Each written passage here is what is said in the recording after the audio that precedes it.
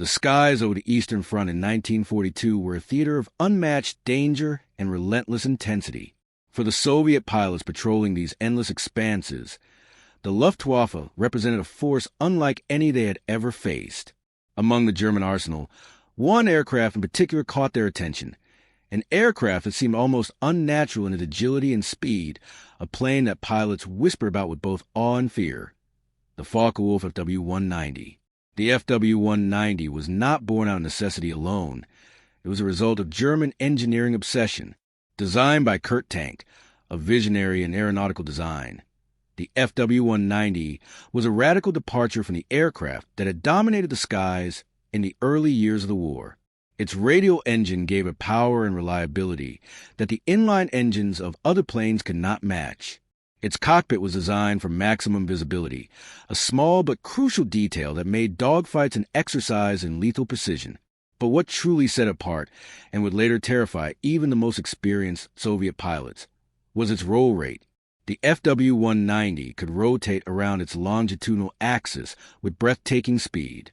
In the hands of an expert, it could roll faster than any plane the Red Air Force had ever encountered. This was not just an advantage. It was an entire dimension of combat that Soviet pilots had never fully trained to defend against. The aircraft could twist and pivot almost instantaneously, delivering firepower from unexpected angles, evading enemy rounds, and dominating the fight in ways that seemed almost impossible. In those early years of the war, the Soviet pilots were often flying older, slower machines. Planes like the Yakovlev Yak-1 and the Lavochkin Lag. 3 were capable, but they were no match for the raw performance of the Fw-190. Reports began filtering back from the front lines. Soviet pilots described their encounters with a mixture of disbelief and terror. "It spins like a top," one pilot reportedly said. Another simply shook his head, muttering about how it seemed to anticipate every maneuver before he could even react. But beyond the fear and awe lay a deeper story. The Fw-190 was an aircraft designed with the assumption that every component would perform perfectly, that every structure could withstand the extraordinary stresses of combat maneuvers. In the controlled environment of a German test field, the plane could indeed perform feats that seemed almost superhuman. But war is chaos, and the harsh realities of combat, the abrupt dives, evasive rolls, and aggressive attacks, would eventually reveal that even the most advanced engineering has its limits. It was during these high-intensity missions over the vast forests and frozen fields of the Eastern Front that the Fw-190's true nature would be put to the test. Soviet pilots, often inexperienced and flying under tremendous pressure, encountered the aircraft in its full glory. In some cases, they barely survived the first pass. The Fw-190's powerful engine allowed it to accelerate sharply, climbing and diving with fluidity that seemed almost otherworldly. Its roll rate allowed German pilots to weave through formations, delivering deadly bursts of machine gun and cannon fire while remaining difficult targets themselves. Yet, even as reports of the Fw-190's prowess spread, intelligence officers in Moscow were trying to piece together the secrets behind this formidable fighter. Engineers studied captured wrecks, flight manuals, and first-hand accounts. They were particularly puzzled by the combination of speed, maneuverability, and structural integrity that the aircraft seemed to possess. How could a plane roll so quickly without tearing itself apart? How could it endure the stresses of combat dives and tight turns without catastrophic failure? These questions lingered in the minds of Soviet aviation experts as the war intensified. The Fw-190's reputation was built not just on raw performance, but on the psychological edge it created. Soviet pilots had to contend not only with its weapons and speed, but with the fear of the unknown. Dogfights became more than a test of skill. They became battles against the very physics of the aircraft itself. To fight an Fw-190 was to challenge both human reflexes and mechanical limits simultaneously. Every sortie brought the possibility of witnessing something extraordinary and deadly unfold in the skies above the Eastern Front. But the story of the Fw-190 is not one of unbroken superiority. Beneath the sleek lines and roaring engines lay vulnerabilities that only the chaos of war could expose. Structural weaknesses hidden in the wings, struts, and fuselage would later reveal themselves in dramatic, sometimes catastrophic ways. These were flaws that no German engineer had anticipated would be tested under such extreme circumstances. Flaws that Soviet pilots, through courage, necessity, and sometimes sheer luck, would come to exploit. And so the stage was set. Over forests dusted with snow, rivers frozen in midwinter, and cities scarred by relentless bombing, Soviet pilots would face the FW-190, and in doing so, they would witness the fine line between engineering genius and mechanical fragility. The tale of this legendary fighter is one of extraordinary innovation, intense combat, and a moment when nature and technology collided in a single, unforgettable event. The wing struts failing mid-dive, a catastrophe that would forever change the way pilots understood the limits of this fearsome aircraft.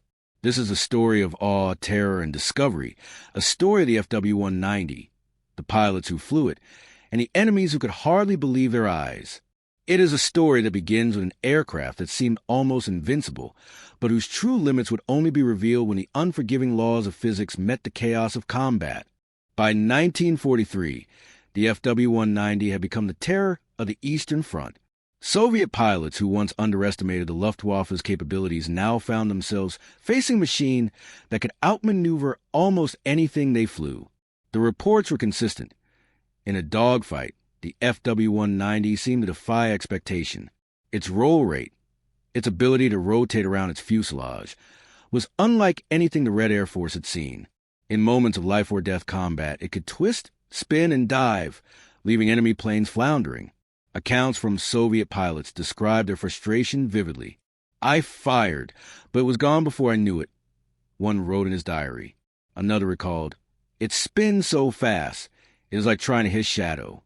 The FW-190's agility was not just a technical advantage. It was psychological. Pilots who encountered it often admitted that fear slowed their reactions, even when they were experienced aviators. The aircraft's speed combined with the unpredictable roll made it a near-perfect predator in the sky. The FW-190's wings, short and robust, were designed for precision rolls. German engineers had reinforced them to withstand extreme maneuvers, but there was a limit. In practice, the limits were not fully tested until combat. The Soviets, flying formations and executing coordinated attacks, began noticing a pattern. Aggressive dives, tight rolls, and sudden evasive maneuvers by German pilots sometimes led to mechanical stress visible even from a distance. The wings would flex slightly, almost imperceptibly, like a tightly coiled spring straining against its own tension. One encounter over the snow-laden fields near Kursk would illustrate this danger in the most dramatic way. A flight of FW-190s, led by a decorated Luftwaffe ace, dove on a formation of Yak-1s. The German pilots executed a series of rapid rolls, cutting through the Soviet formation with ruthless precision. The Yak pilots tried to keep pace, firing bursts of cannon and machine gun rounds. Yet, as the FW-190s twisted in midair, the very wings that gave them their advantage began to reveal their vulnerability. Soviet gunners and pilots watched in disbelief as one FW-190, executing a particularly aggressive roll during a steep dive, began to show signs of wing instability. A faint flex in the outer struts became more pronounced with each rotation. The pilot tried to compensate, but at speeds exceeding 400 miles per hour, even a fraction of a second's miscalculation could prove catastrophic. And then it happened. One of the wing struts failed. In an instant, the aircraft shuddered violently, the wing twisting unnaturally before the plane began a spiraling, almost uncontrolled descent. For the Soviet pilots, the sight was shocking. They had long feared the FW-190's maneuverability. Yet here was proof that even this extraordinary machine had its limits. Some historians argue that moments like this were rare. Many FW-190s could endure intense rolls repeatedly without incident. But combat is unpredictable, and extreme maneuvers push machines beyond their tested limits. In this case, the combination of speed, gravitational force, and roll rate was too much for the wing struts to bear. This incident, terrifying as it was, also became a lesson in aerial engineering and combat strategy. The Soviets studied these events carefully. They began to understand that while the FW-190 was a formidable opponent, it was not invincible. Pilots were trained to exploit the aircraft's limits, forcing it into sustained dives or tight rolls that could overstress its structure. This knowledge, combined with sheer courage and tactical innovation, gradually shifted the balance of power in localized engagements. The FW-190's rapid roll rate, which had seemed almost magical, also highlighted the genius of Kurt Tank's design. Engineers were forced to reconcile the aircraft's incredible agility with the physical limitations of materials available in wartime Germany. Aluminum alloys, riveting techniques, and strut reinforcement were pushed to their maximum potential. Each combat report provided insight into how far the design could be stretched and where it might fail. Interestingly, the Soviets were not the only ones astonished by the FW-190's capabilities. Allied engineers and pilots in the West also studied captured aircraft. They marveled at its performance and were equally surprised at the delicate balance between power and structural integrity. Tactical manuals began including warnings about overstressing wings during steep dives or extreme rolls. The FW-190 had become a case study in both aeronautical excellence and mechanical vulnerability. But perhaps the most compelling aspect of these encounters was the human element. German pilots had to master an aircraft that was as challenging to control at the limits of its capabilities as it was deadly in skilled hands. A single misjudged maneuver could be fatal, even for experienced aces. Likewise, Soviet pilots had to learn to read these machines, anticipate their strengths, and exploit the rare moments when the FW-190's incredible engineering betrayed it. The story of the FW-190 on the Eastern Front is therefore not just a story of technology. It is a story of strategy, courage, and survival. Every dive, every roll, every near miss brought lessons that shaped the future of aerial combat. And yet, despite all the tactics and analysis, the image of a wing failing mid-dive, an aircraft seemingly untouchable moments before, remained etched in the minds of those who witnessed it. It was a stark reminder that in war, no matter how advanced a machine, the combination of physics and human error could turn invincibility into disaster in an instant. As we move closer to the climactic events of this story, we begin to see how the FW-190's legend was forged, not just by victories, but by these rare, almost unbelievable moments when engineering limits were tested to the extreme, leaving pilots, enemies, and historians alike in stunned awe. The skies over the Eastern Front had never been more unforgiving. The chill of winter air mixed with the roar of engines and the deafening bursts of cannon fire as Soviet and German pilots engaged in a deadly ballet above snow-covered fields. Among the chaos, one FW-190, executing a daring dive, became the focal point in an event that will haunt the memory of everyone who witnessed it. The German pilot, an experienced ace accustomed to pushing his aircraft to the limit, had launched into a rapid, twisting dive after formation of Yak 1s. He relied on the FW-190's exceptional roll rate to evade return fire while lining up for precise attack.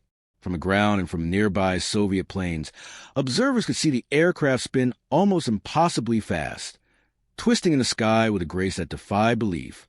Every maneuver seemed calculated, almost predestined, as if the pilot and the plane were a single entity, connected in perfect synchronization. But the laws of physics do not bend to human mastery. As the FW-190 continued its aggressive roll and dive, the stress on the wing struts increased exponentially. The outer edges flexed and strained under the immense forces, creating tiny cracks that were invisible to the naked eye but critical to the plane's structural integrity. At speeds exceeding 400 miles per hour, there was no margin for error. And then, in a heartbeat that seemed to stretch for eternity, the inevitable happened. One wing strut failed. The effect was immediate and terrifying. The aircraft shuddered violently, the wing twisting at an unnatural angle. The pilot wrestled with the controls, trying to compensate, but the plane's response became erratic. What moments before it seemed like flawless agility turned into a violent, spiraling descent. Soviet pilots, who had feared the FW-190's power for months, could hardly believe what they were witnessing. The plane, the epitome of German engineering, was now at the mercy of gravity and its own compromised structure. From the cockpit, it was chaos. The pilot felt the metal groan, the fuselage twist, and the instruments vibrate wildly. Every instinct screamed to pull back, to level the wings, to arrest the spin, but physics refused to yield. Time seemed to slow as he fought the inevitable, as the world outside became a blur of snow, sky, and enemy aircraft. The roar of the engine was now almost drowned out by the sounds of metal tearing and the wing flexing beyond its limits. Observers on the ground later described the FW-190's final moments in stunned detail. The aircraft, once the symbol of German aerial dominance, plummeted from the sky in a controlled yet tragic spiraling motion. The pilot, somehow surviving the initial structural failure, managed a desperate ejection or crash landing, depending on which account you read. Regardless of the outcome, the event marked a pivotal realization. Even the most advanced fighter had limits, and these limits could be revealed in a split second under the harsh realities of combat. The ramifications of this incident spread far beyond the immediate battlefield. Soviet commanders began to incorporate new strategies for engaging the FW-190, exploiting the knowledge that sustained aggressive maneuvers could compromise its structural integrity. Pilots were trained to feint and bait, to force the Germans into high-stress dives or sharp rolls, increasing the likelihood of mechanical failure. These tactics, developed from careful observation and sometimes sheer luck, gradually began to level the playing field against a seemingly superior adversary. Meanwhile, German engineers and designers took note as well. Reports from frontline pilots highlighted the need to strengthen wing struts and improve stress distribution. But wartime production pressures and material shortages limited what could be done. The FW-190 remained an extraordinary aircraft, but the incident exposed a vulnerability that had previously been theoretical. In doing so, it humanized a legend, showing that no machine, however sophisticated, could escape the immutable laws of physics. Beyond the technical lessons, the story of the FW-190 and its wing failure carries a deeper human narrative. Pilots on both sides learned respect and humility in the sky. For Soviet aviators, the sight of planes so feared reduced to a spiraling, faltering machine reinforced the importance of observation, courage, and adaptability. For German pilots, it was a stark reminder that skill alone could not always guarantee survival. The air war was not just a contest of reflexes and tactics. It was a test of endurance, judgment, and the unforgiving reality of engineering limits. Historians today reflect on this incident not as a mere anecdote, but as a pivotal moment in aerial combat history. The FW-190's incredible roll rate had dazzled and terrified, but its wing strut failure revealed the balance between human ambition and mechanical limitation. It is a story that captures the duality of technology and warfare, the capacity to inspire awe and fear, and the simultaneous vulnerability that every machine carries within its design. In the end, the FW-190 remained a formidable weapon, and its legacy endured long after the war. Its innovations influenced future fighter designs, pushing engineers to explore new frontiers in speed, agility, and structural integrity. But among those who witnessed it in combat, the image of a twisting, spiraling fighter, undone by its own wings struck mid-dive, remained unforgettable, a dramatic testament to the extraordinary and the fragile intertwined in the theater of war. The skies over the Eastern Front never forgot it, either. Pilots will recall it in whispered stories, in letters home, in diaries written in the quiet hours after combat. It became legend, a cautionary tale, and a reminder that in war, even the most perfect machine can falter, and that sometimes survival depends not just on skill, but on understanding the fine line between brilliance and disaster.